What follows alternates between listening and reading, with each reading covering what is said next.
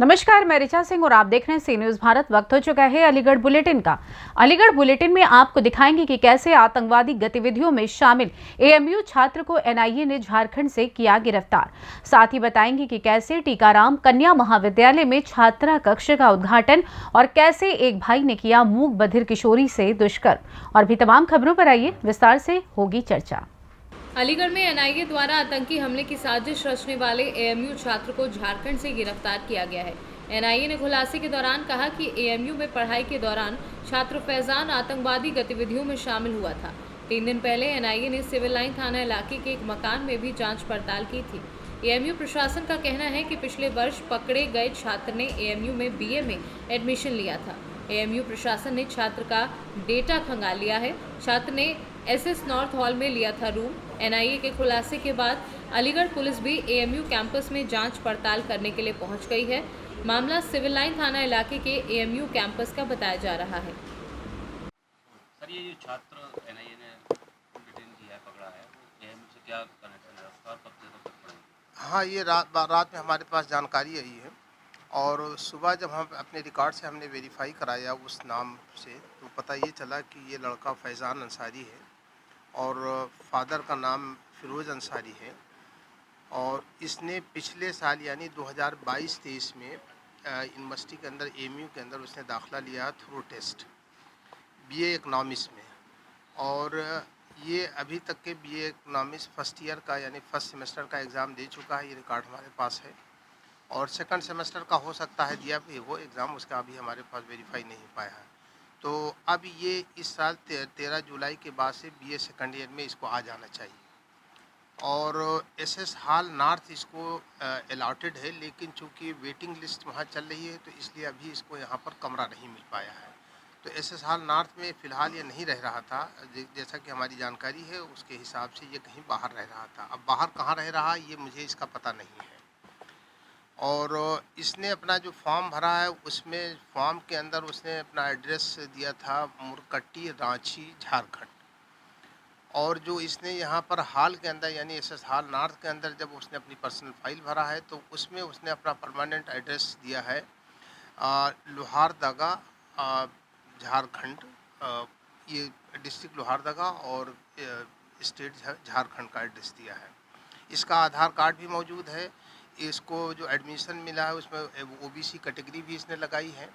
तो इस तरीके से इसको जो एडमिशन मिला है वो थ्रू जो प्रोसेस है उस प्रोसेस के तहत इसको एडमिशन बीए फर्स्ट ईयर में मिला है। सर, ये पुलिस ने कोई इनपुट लिया अभी आपसे?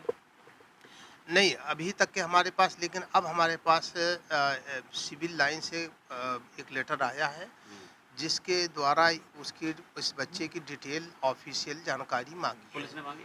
पुलिस ने सिविल लाइन थाने से हमारे पास लेटर आया है और उस लेटर के संदर्भ में हम जो जानकारी हमारे पास ऑन रिकॉर्ड अवेलेबल है वो हम प्रोवाइड करें। कोई एक्टिविटी पहले से कोई संज्ञान में थी या अभी आई है? देखिए, अभी तक के इस लड़के के बारे हमको किसी को मालूम ही नहीं, क्योंकि बीए फर्स्ट ईयर में ये लड़का आया है। अभी बहुत ज़्यादा दिन नहीं हुए, 1 साल तकरीबन हो रहे हैं उसको एडमिशन लिए हुए। तो और हाल के अंदर रहता भी नहीं था क्योंकि ये बाहर रह रहा था। तो अब बाहर से आकर के उसने क्लास किया होगा। क्लास करने के बाद में अब वो क्या करता था इसकी हमारे पास कोई जानकारी नहीं है। उसके बाद में एएमयू का क्या इसके खिलाफ कार्रवाई? देखिए, जो भी हमारे पास जानकारी आ रही है अभी, हालांकि उसके अरेस्ट की और ये इसकी कोई हमारे पास ऑफिशियल इन्फॉर्मेशन नहीं है। आप लोगों के ज़रिए से पता चला है कि हाँ वो अरेस्ट हो गया है।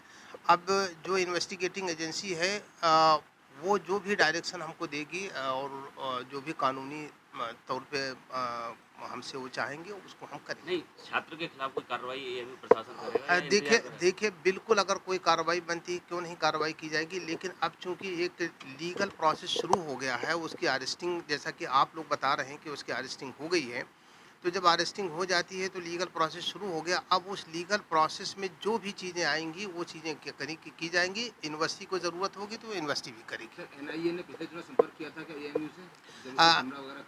नहीं, देखिए ऐसा है, एएमयू एक पूरा एडमिनिस्ट्रेशन है, लेकिन मुझसे यानी चूँकि मैं एज ए प्रॉक्टर काम कर रहा हूँ, मुझसे किसी ने कोई संपर्क नहीं किया है, ना एनआईए ने, ना किसी पुलिस ने इस संबंध में इससे पहले यानी रात से पहले। अब रह गया ये कि यूनिवर्सिटी एडमिनिस्ट्रेशन है, किसी और से उन्होंने कॉन्ट्रैक्ट किया, इसकी जानकारी हमको नहीं। अलीगढ़ से सी न्यूज संवाददाता संजीव शर्मा की रिपोर्ट। अलीगढ़ टीकाराम कन्या महाविद्यालय में कोल विधायक निधि द्वारा निर्मित शीला गौतम स्मृति भवन का उद्घाटन मुख्य अतिथि अनिल पाराशार विधायक कोल के कर कमरों द्वारा हुआ। कार्यक्रम का शुभारंभ मुख्य अतिथि अनिल पाराशार, मुक्ता राजा, नगर विधायक एमएलसी मानवेंद्र सिंह, महाविद्यालय के सचिव हरि प्रकाश गुप्ता तथा प्राचार्य प्रोफेसर शर्मिला शर्मा के द्वारा मां सरस्वती के समक्ष दीप प्रज्वलन तथा माल्य अर्पण कर किया गया। इस अवसर पर फोम स्लीपवेल लिमिटेड के चेयरमैन राहुल गौतम के प्रतिनिधि परशुराम भट्ट भी उपस्थित थे। छात्राओं ने प्रोफेसर सीमा अग्रवाल के निर्देशन में सरस्वती वंदना प्रस्तुत की। महाविद्यालय का कुलगीत प्रोफेसर प्रभा वाशने के निर्देशन में छात्राओं द्वारा प्रस्तुत किया गया। प्रबंध समिति के सचिव हरि प्रकाश गुप्ता और प्राचार्य प्रोफेसर शर्मिला शर्मा तथा मुख्य अनुशासन अधिकारी प्रोफेसर सुमन रघुवंशी ने सभागार में उपस्थित अतिथिगणों का पटका पहनाकर स्वागत एवं अभिनंदन किया। मुख्य अतिथि अनिल पाराशार ने हिंदू गर्ल्स एजुकेशन सोसाइटी के इतिहास को याद करते हुए लाला श्री टीकाराम जी के आज़ादी से पूर्व कन्याओं की शिक्षा के लिए किए गए अथक प्रयासों की अत्यधिक प्रशंसा की तथा कहा कि ये छोटा सा पौधा आज वट वृक्ष के रूप में पूरे हिंदुस्तान में अपनी महत्वपूर्ण पहचान बनाए हुए है। उद्घाटन किया है भवन का। आज टीकाराम कन्या महाविद्यालय में जो छात्रा कक्ष का उद्घाटन किया है, मैं उसकी माननीय विधायक जी को और पूरे अपने टीकाराम विद्यालय परिवार को, आदरणीय हरिकिशन जी को और सभी प्रोफेसर शर्मिला जी, प्राचार्य महाविद्यालय के सबको बधाई देता हूँ। छात्राओं के लिए बहुत अच्छा विषय है कि कई बार छात्राएं इधर उधर बैठी रहती हैं, उनको बैठने के लिए उपयुक्त स्थान नहीं मिल पाता। ये कक्ष के निर्माण होने से छात्राओं को वहाँ पर अपना जो खाली पीरियड होता है उस पीरियड में बैठने के लिए एक समय भी मिल जाएगा, कुछ अपना पढ़ने के लिए भी वहाँ पर समय मिलेगा। तो एक खाली विश्राम कक्ष के रूप में इसका उपयोग वो कर सकेंगे, निश्चित रूप से उनको बहुत लाभान्वित ठीक, वो आपके द्वारा दी गई है। उपलब्धि आज जो है टीकाराम महाविद्यालय को आपके माध्यम से दी गई है। कन्याओं के लिए सबसे और विशाल टीकाराम डिग्री कॉलेज में छात्राओं के लिए कॉमन रूम के रूप में एक विशाल कक्ष का लोकार्पण किया गया है, जो कि हमारे अलीगढ़ ही नहीं पूरे उत्तर प्रदेश की सांसद आदरणीय शीला गौतम जी जो हमारे बीच में नहीं है, उनके निर्मल स्मृति में इस भवन का लोकार्पण किया गया है और जिसका नाम सांसद शीला गौतम स्मृति भवन रखा गया है, क्योंकि बहन शीला गौतम जी यहाँ पर प्रारंभिक शिक्षा दीक्षा यहाँ पर हुई और टीकाराम कॉलेज के माध्यम से ही उनकी राजनीतिक यात्रा आगे बढ़कर चली और देश के प्रसिद्ध उद्योगपतियों में उनकी शुमार होने के बाद अलीगढ़ से 4 बार लगातार सांसद होने का गौरव भी उन्हें मिला। तो अलीगढ़ के गौरव के रूप में, उत्तर प्रदेश के गौरव के रूप में और जिस तरह का एक राजनीतिक स्वच्छता का एक मंत्र उन्होंने अलीगढ़ को दिया था, मैं समझता हूँ विकास को एक गति देने का काम अलीगढ़ को किया था। आज हमारे बीच में भले न हो, लेकिन उनकी स्मृति के रूप में शीला गौतम स्मृति भवन का यहाँ लोकार्पण किया है और जिसकी प्रेरणा हमें हमारे अलीगढ़ के विधायक आदरणीय संजीव राजा जी ने दी थी। आज वो काम पूरा हुआ है निश्चित रूप से। मैं इसके नाते अपनी पूर्व सांसद जी को श्रद्धांजलि देना चाहूँगा। आज हमारे बड़े भाई आदरणीय संजीव राजा जी ने दी है, उनको भी श्रद्धांजलि देना चाहूँगा। एक काम उनकी याद में, उनकी स्मृति में शीला गौतम स्मृति भवन का लोकार्पण आज यहाँ साकार हुआ। बहुत बहुत धन्यवाद। अलीगढ़ से सीनू संवाददाता संजीव शर्मा की रिपोर्ट। अलीगढ़ रामघाट रोड स्थित मैक्सफोर्ड हॉस्पिटल पर फिर लगा नवजात हत्या व लूट का आरोप। नोएडा के रहने वाले देवेंद्र कुमार शर्मा ने बताया कि अपने रिश्तेदार के यहाँ वे घूमने आए थे, तभी बच्चे की तबीयत खराब हो गई, जिससे रिश्तेदारों के बताए अनुसार मैक्स हॉस्पिटल रामघाट रोड में स्थित एडमिट करा दिया, जिसमें डॉक्टरों और स्टाफ ने बच्चे को एडमिट करते समय 1 लाख रुपए की मांग की, जो जमा कर दी। जब वह आईसीयू में ले गए तो बोले कि बच्चा सही है। तब बच्चा सही होने की बात सुनी तो मैंने कहा सही है तो बच्चे की छुट्टी कर दीजिए। तब उन्होंने पहले फाइल पर साइन कराए और फिर दूसरी फाइल पर साइन कराने को कहा। तभी फाइल उठाकर व्यक्ति बाहर चला गया और डॉक्टर स्टाफ ने उसके साथ मारपीट कर दी। 1.5 लाख रुपए भी छीन लिए। इसकी शिकायत पीड़ित ने थाना क्वारसी में लिखित में दी है और मांग की है कि ऐसे डॉक्टर और स्टाफ के खिलाफ सख्त से सख्त कार्यवाही होनी चाहिए, जो कि इलाज के नाम पर मुंह मांगा रुपया लेने के बाद भी सही तरीके से इलाज नहीं करते हैं और सिर्फ आश्वासन देते रहते हैं।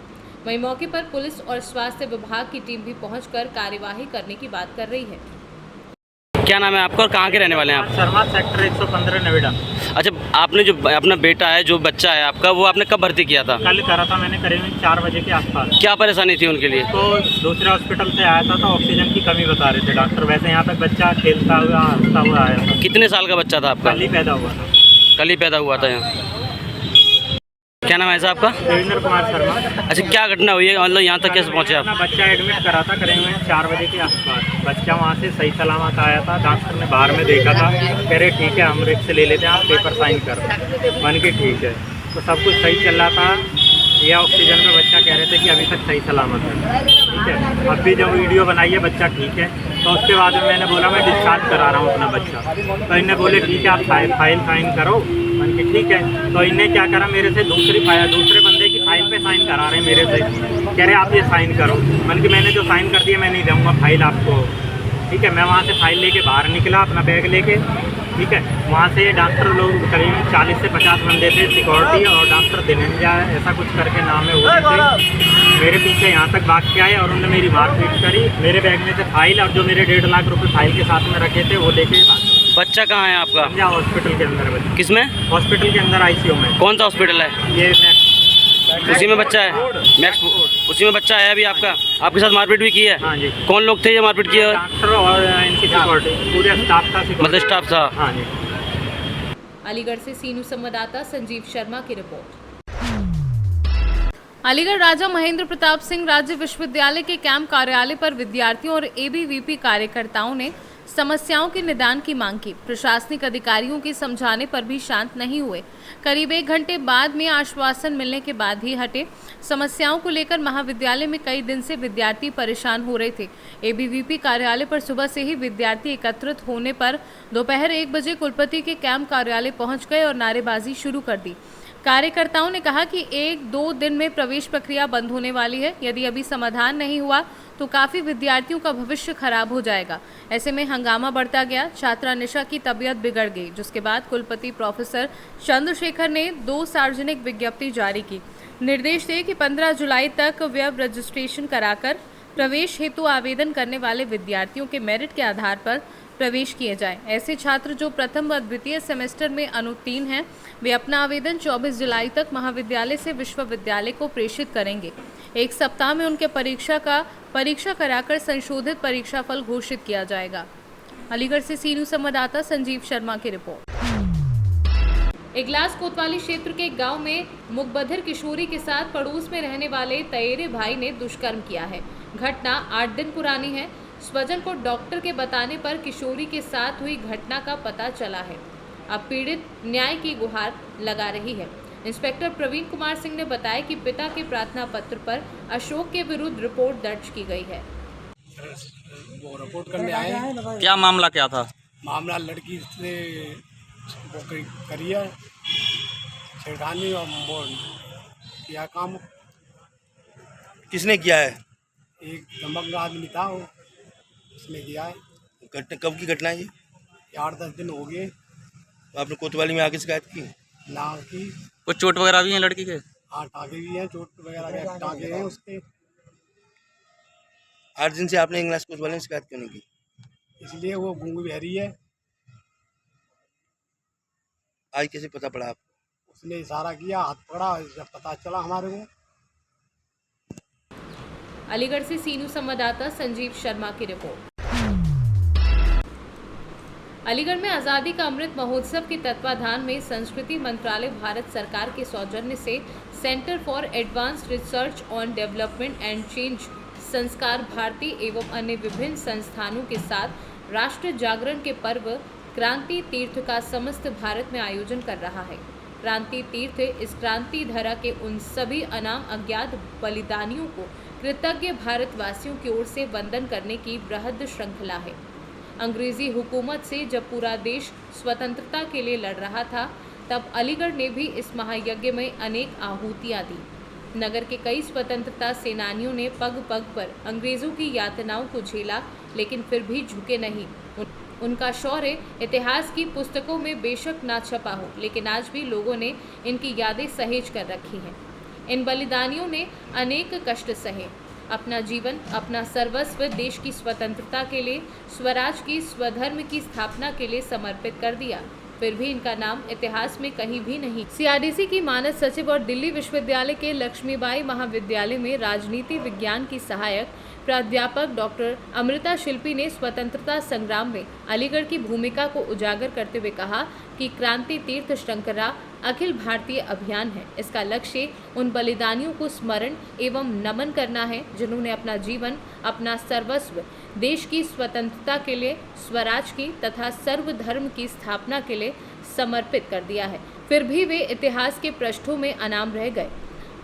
मैं दिल्ली विश्वविद्यालय में पढ़ाती हूँ और जो संस्था ये कार्यक्रम करवा रही है, centre for advance research on development and change, मैं अभी उसकी मानद सचिव हूँ। क्रांति तीर्थ की जो श्रृंखला है वो मात्र एक श्रृंखला नहीं है बल्कि एक अभियान है उन अज्ञात, अल्पज्ञात या अनाम क्रांतिकारियों को याद करने की जिन्होंने स्वतंत्रता संग्राम में अपना योगदान दिया, लेकिन इतिहास लेखन में कहीं न कहीं वो सामने नहीं उभर के आ पाए। तो उनको मुख्य धारा में लाने का ये प्रयास है और ये पूरे भारतवर्ष में कार्यक्रम का आयोजन हो रहा है। उत्तर प्रदेश, जम्मू कश्मीर, लद्दाख, उत्तराखंड, उड़ीसा, भुवनेश्वर में भी कार्यक्रम होगा, वहाँ पे वेस्ट बंगाल, बिहार, और इसकी शुरुआत, क्रांति तीर्थ श्रृंखला की शुरुआत नवंबर से हुई, जबकि केरला में वायनाड डिस्ट्रिक्ट है, वहाँ पे पलशी राजा, बहुत बड़े राजा हुआ करते थे जिन्होंने अंग्रेज़ों को चुनौती दी थी और वीर गति को प्राप्त हुए। उनका सेंटिनरी मनाया और वो कार्यक्रम 1 साल तक अभी वो चल ही रहा है। ये 2022 नवंबर की बात है। उसके बाद हमने दिल्ली में कई सारे नुक्कड़ नाटक किए और मार्च 2023 में जवाहरलाल नेहरू विश्वविद्यालय में क्रांति तीर्थ का इनॉग्रेशन हुआ और उसके बाद इसका आयोजन जगह जगह संपूर्ण भारतवर्ष में किया जा रहा है। और ये आज़ादी का अमृत महोत्सव के तत्वाधान में संस्कृति मंत्रालय के सौजन्य से centre for advance research on development and change CARDC, हमारी जो सखी संस्थाएं हैं जैसे संस्कार भारती हुई और भी बहुत सारी संस्थाएं हैं, उन सबों के साथ जुड़ के हम ग्रास रूट लेवल पे ये कार्यक्रम करा रहे हैं, जहाँ पे कि उन क्रांतिवीरों को याद कर रहे हैं जो हमसे आपसे जुड़े हुए हैं, जो हमारे परिवारों का हिस्सा है, हमारी ज़िंदगी का हिस्सा है, लेकिन इतिहास के पन्नों में उनका नाम सामने नहीं है। यहाँ इकट्ठे हुए हैं, जैसा अभी मैम ने बताया, इस कार्यक्रम के संयोजक के दायित्व के अनुसार मैं आपके समक्ष ये विषय रख रहा हूँ। दरअसल अभी आपने बताया कि ये ऐसे कुछ हमारे जो क्रांतिकारी हुए हैं जो हमें ज्ञात भी हैं, जो अज्ञात भी हैं, ऐसे क्रांतिकारी जिन्होंने अपना सर्वस्व बलिदान कर दिया। हम शायद इतना एक लंबा अंतराल हो गया, कुछ लोग भूल गए या उन्हें वो सम्मान इस लंबे कालखंड में नहीं मिल पाया जो उनको मिलना चाहिए था। इसी उद्देश्य को लेकर भारत सरकार ने और संस्कार भारती और अपनी CARDC संस्था है, उसने मिलकर ये संयुक्त प्रयास किया है कि हम ऐसे जो अपने योद्धा या बलिदानी हुए हैं उनको नमन करें, उनको याद करें और उनके परिवारों को बुलाएं और उनका सम्मान करें। और इसी ये एक श्रृंखला, बहुत लंबी श्रृंखला है जो पूरे देश भर में ये कार्यक्रम आयोजित हो रहे हैं। उसी श्रृंखला में अलीगढ़ महानगर में ये कार्यक्रम 23 जुलाई यानी रविवार को धर्म समाज महाविद्यालय के ऑडिटोरियम में आयोजित किया जा रहा है शाम को 4 बजे। हम सभी मीडिया के माध्यम से भी ये अपील करना चाहेंगे कि अधिक से अधिक लोग पहुँचें इस कार्यक्रम में, क्योंकि ये एक ऐसा कार्यक्रम है जो सबके लिए शामिल होना ज़रूरी है। हम उन वीरों को याद करेंगे जिन्होंने, हम शायद उस वक्त शायद न रहे हों, हमारा जीवन बाद में आया हो, लेकिन उस कालखंड में उन्होंने अपना सर्वस्व निछावर कर दिया। ये नहीं सोचा कि मेरे पीछे मेरी बहन है, मेरी माँ है या मेरी पत्नी है या मेरे बच्चे हैं, लेकिन उनके मन में ये भाव आ गया कि मुझे देश के लिए कुछ करना है, तो उन्होंने अपना सर्वस्व बलिदान कर दिया। तो ऐसे वीरों को नमन करने के लिए और परिवारों को सम्मान करने के लिए हम सभी 23 तारीख को, 23 जुलाई को BS ऑडिटोरियम में इकट्ठे होंगे और एक लंबा 3 से 3.5 घंटे का कार्यक्रम है, जिसमें मुख्य अतिथि के रूप में अपने उत्तर प्रदेश सरकार के पर्यटन एवं संस्कृति मंत्री श्री जयवीर सिंह जी और मुख्य वक्ता के रूप में श्री राजेंद्र अग्रवाल जी जो संसद के उपसभापति हैं वो पधार रहे हैं। साथ ही विशिष्ट अतिथि के रूप में अपने नगर की अपर जिलाधिकारी वित्त श्रीमती मीनू राणा जी और कार्यक्रम अध्यक्ष के रूप में नगर के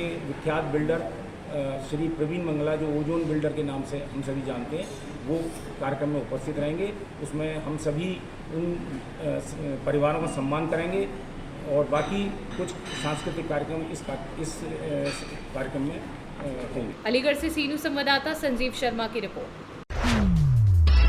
अलीगढ़ जनपद के कस्बा तरौली में बीती रात 2 बजे कूलर में करंट लगने से एक 40 वर्षीय युवक की दर्दनाक मौत हो गई। जानकारी के अनुसार नगर कोतवाली में बीती रात लगभग 2 बजे हनी पुत्र अदरीश खान निवासी मोहल्ला उचान की कूलर के करंट की चपेट में आने के कारण मौके पर ही दर्दनाक मौत हो गई। बताया जाता है कि मृतक हनी अपने कमरे में रोज की तरह सो रहा था। अचानक कूलर में करंट आने के कारण कूलर से पैर के टच होने के कारण मौके पर मौत हो गई। पैर के टच होने से ये पूरा वारदात हुई। परिजनों ने प्रातःकालीन उठकर देखा तो हनी अपने बेड पर मृत अवस्था में मिला, जिससे परिवार में कोहराम मच गया। मृतक पर एक बेटी और एक बेटा है। क्या नाम है आपका? यास्मीन खान। यास्मीन खान, कहाँ के रहने वाले? अतरौली। ये क्या घटना हुई आज इस मेले में? आज ये कूलर से घटना हुई थी। कूलर से कैसे घटना हुई है? लेटे जमीन पे। अच्छा, जमीन पे लेटे थे नीचे। तो कूलर से मतलब कूलर में करंट आ रहा था क्या? करंट आ गया उसमें। करंट आ गया तो इनके संज्ञान में नहीं था, जानकारी नहीं थी कि इसमें कूलर में करंट आ रहा है? जानकारी नहीं थी कूलर में करंट नहीं थी। कूलर से मतलब चिपक गए फिर छूटे नहीं? क्या बजे घटना? रात 1 बजे की है। रात 1 बजे। आपका ये क्या हादसा हुआ आपके यहाँ आज? करंट लग गया, पैर से टच हो गया था। कौन थे ये जो खत्म हुए आपके करंट से? लड़का था ये। आपके बेटे थे? बड़ा बेटा था। अच्छा, बड़े बेटे थे आपके? एक बेटा एक्सीडेंट में पहले 9.5 साल पहले खत्म हो गया। ये क्या बजे घटना है आपकी? रात के 1 बजे की घटना। रात 1 बजे। ये ऑन द स्पॉट हुआ, वहीं चुपके थे फौरन? हाँ, जब तक बिजली गिराई तो वो खत्म। अलीगढ़ से सी न्यूज़ संवाददाता संजीव शर्मा की रिपोर्ट। फिलहाल अलीगढ़ बुलेटिन में बस इतना ही। देश दुनिया की तमाम खबरों की जानकारी के लिए आप देखते रहें सी न्यूज़ भारत। हर खबर आपके साथ, आपके हाथ।